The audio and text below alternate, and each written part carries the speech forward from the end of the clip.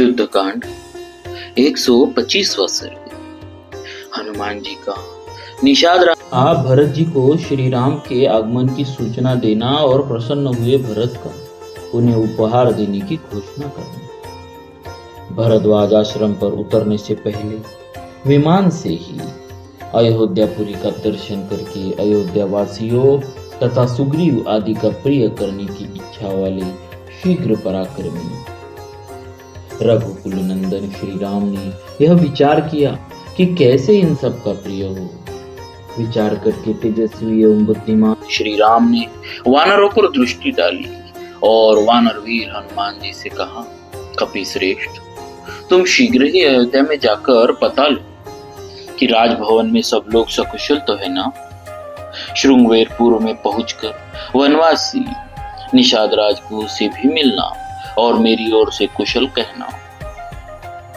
मुझे सकुशल, निरोग और चिंता रहित सुनकर निषाद राजपूत को बड़ी प्रसन्नता होगी, क्योंकि वो मेरा मित्र है, मेरे लिए आत्मा के समान है। निषाद राजपूत प्रसन्न होकर तुम्हें अयोध्या का मार्ग और भरत का समाचार बताएगा।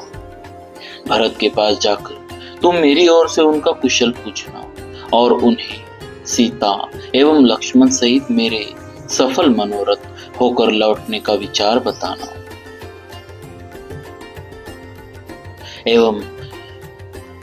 और उन्हें सीता एवं लक्ष्मण सहित मेरे सफल मनोरथ होकर लौटने का समाचार बताना। बलवान रावण के द्वारा सीता जी के हरे जाने का, सुग्रीव से बातचीत होने का, रणभूमि में वाली के वध का, सीता जी की खोज का, तुमने जो महान जलराशि से भरे हुए अपार महासागर को लांघ कर जिस तरह सीता का पता लगाया था उसका, फिर समुद्र तट पर मेरे जाने का, सागर के दर्शन देने का, उस पर पुल बनाने का, रावण के वध का, इंद्र, ब्रह्मा और वरुण से मिलने एवं वरदान पाने का और महादेव जी के प्रसाद से पिताजी के दर्शन होने का वृत्तांत उन्हें सुनाना। सौम्य, फिर भरत से यह भी निवेदन करना कि श्री राम शत्रुओं को जीतकर परम उत्तम यश पाकर सफल मनोरथ हो राक्षस राज विभीषण, वानर राज सुग्रीव तथा अपने अन्य महाबली मित्रों के साथ आ रहे हैं और प्रयाग तक आ पहुंचे हैं। यह बात सुनकर भरत की जैसी मुख मुद्रा हो उस पर ध्यान रखना और समझना तथा भरत का मेरे प्रति जो कर्तव्य या बर्ताव हो उसको भी जानने का प्रयत्न करना। वहां के सारे वृत्तांत तथा भरत की चेष्टाएं तुम्हें यथार्थ रूप से जाननी चाहिए। मुख की कांति, दृष्टि और बातचीत से उनके मनोभाव को समझने की चेष्टा करनी चाहिए।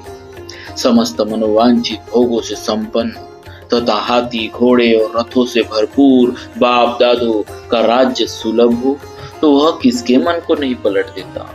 यदि कई की संगति अथवा चीर काल तक राज्य वैभव का संसर्ग होने से श्रीमान भरत स्वयं ही राज्य पाने की इच्छा रखते हो तो वे रघुकुल नंदन भरत बेखट के समस्त भूमंडल का राज्य करे। मुझे उस राज्य को नहीं लेना। उस दशा में हम कहीं अन्यत्र रहकर तपस्वी जीवन व्यतीत करेंगे। वानरवीर, तुम भरत के विचार और निश्चय को जानकर जब तक हम लोग इस आश्रम से दूर न चले जाए तभी तक शीघ्र लौट आओ। श्री रघुनाथ जी के इस प्रकार आदेश देने पर पवन पुत्र हनुमान जी मनुष्य का रूप धारण करके तीव्र गति से अयोध्या की ओर चल दिए। जैसे गरुड़ किसी श्रेष्ठ सर्प को पकड़ने के लिए बड़े वेग से झपट्टा मारते हैं, उसी तरह पवन पुत्र हनुमान तीव्र वेग से उड़ चले। अपने पिता वायु के मार्ग अंतरिक्ष को, जो पक्षीराज गरुड़ का सुंदर गृह है, लांग कर गंगा और यमुना के वेगशाली संगम को पार करके श्रृंगवेरपुर में पहुंचकर पराक्रमी हनुमान जी निषाद राजपूत से मिले और बड़े हर्ष के साथ सुंदर वाणी में बोले, तुम्हारे मित्र ककुत से कुलभूषण सत्य पराक्रमी श्री राम सीता और लक्ष्मण के साथ आ रहे हैं और उन्होंने तुम्हें अपना कुशल समाचार कहलाया है। वे प्रयाग में हैं और भरद्वाज मुनि के कहने से उन्हीं के आश्रम में आज पंचमी की रात बिताकर कल उनकी आज्ञा ले वहां से चलेंगी। तुम्हें यहाँ श्री रघुनाथ जी का दर्शन होगा। गो से यो कहकर महातेजस्वी और वेगशाली हनुमान जी बिना कोई सोच विचार किए बड़े वेग से आगे को उड़ चले। उस समय उनके सारे अंगों में हर्ष जनित रोमांच हो आया था। मार्ग में उन्हें परशुराम तीर्थ, वालुकिनी नदी, वरुथी, गोमती और भयानक सालवन के दर्शन हुए। कई सहस्त्र प्रजाओं तथा समृद्धशाली जनपदों को देखते हुए कपि श्रेष्ठ हनुमान जी तीव्र गति से दूर तक का रास्ता लांघ गए और नंदीग्राम के समीपवर्ती खिले हुए वृक्षों के पास जा पहुंचे। वे वृक्ष देवराज इंद्र के नंदनवन और कुबेर के चैत्ररथ वन के वृक्षों के समान सुशोभित होते थे।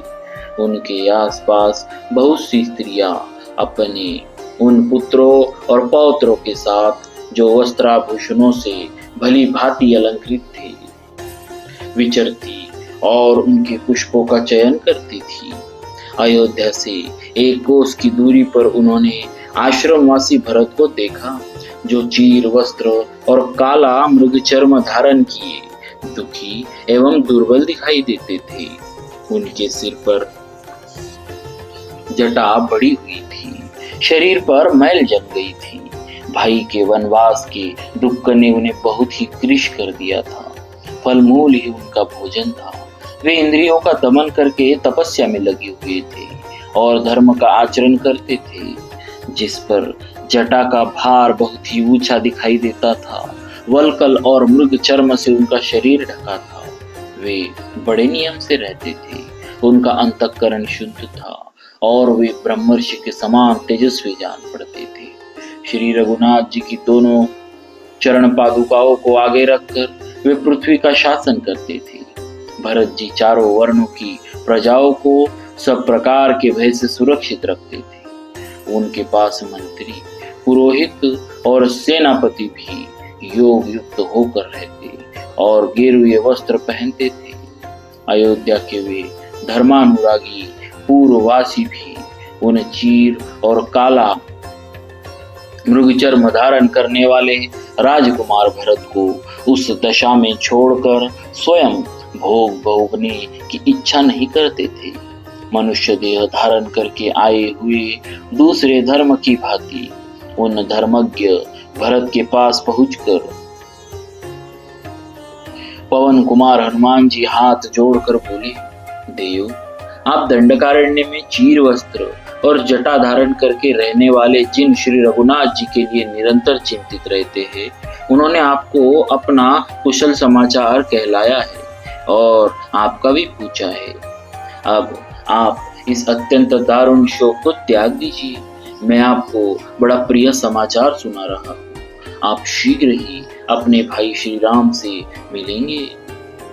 भगवान श्री राम रावण को मारकर मिथिलेश कुमारी को वापस ले सफल मनोरथ को अपने महाबली मित्रों के साथ आ रहे हैं। उनके साथ महातेजस्वी लक्ष्मण और यशस्विनी विदेह राजकुमारी सीता भी है। जैसे देवराज इंद्र के साथ शची शोभा पाती है, उसी प्रकार श्री राम के साथ पूर्ण कामा सीता जी सुशोभित हो रही। हनुमान जी के ऐसा कहते ही कई कुमार भरत सहसा आनंद विभोर हो पृथ्वी पर गिर पड़े और हर्ष से मूर्छित हो गए।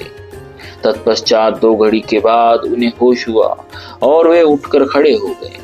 उस समय रघुकुल भूषण श्री राम अब भरत ने प्रियवादी हनुमान जी को बड़े वेग से पकड़कर दोनों भुजाओं में भर लिया और शोक संसर्ग से शून्य परमानंद जनित विपुल अश्रु बिंदुओं से वे उन्हें नहलाने लगे। फिर इस प्रकार बोले, भैया, तुम कोई देवता हो या मनुष्य जो मुझ पर कृपा करके यहाँ पधारे हो?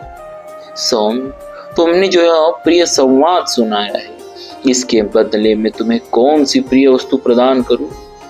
मुझे तो कोई ऐसा बहुमूल्य उपहार नहीं दिखाई देता जो इस प्रिय संवाद के तुल्य हो।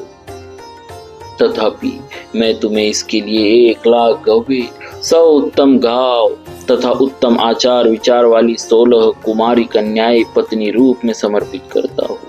उन कन्याओं के कानों में सुंदर कुंडल जगमगाते होंगे, उनकी अंग कांति सुवर्ण के समान होंगी, उनकी नासिका सुघड़, उरु मनोहर और मुख चंद्रमा के समान सुंदर होंगे। वे कुलीन होने के साथ ही सब प्रकार के आभूषणों से विभूषित होंगी। उन प्रमुख वानर वीर हनुमान जी के मुख से श्री रामचंद्र जी के आगमन का अद्भुत समाचार सुनकर राजकुमार भरत को श्री राम के दर्शन की इच्छा से अत्यंत हर्ष हुआ और उस हर्षातिरेक से ही वे इस प्रकार फिर बोले। इस प्रकार श्री वाल्मीकि निर्मित आर्ष रामायण आदि काव्य के युद्ध कांड में 125वां सर्ग पूरा हुआ। बोलिए श्री सीताराम जी महाराज की जय। भक्तवत्सल भगवान की जय।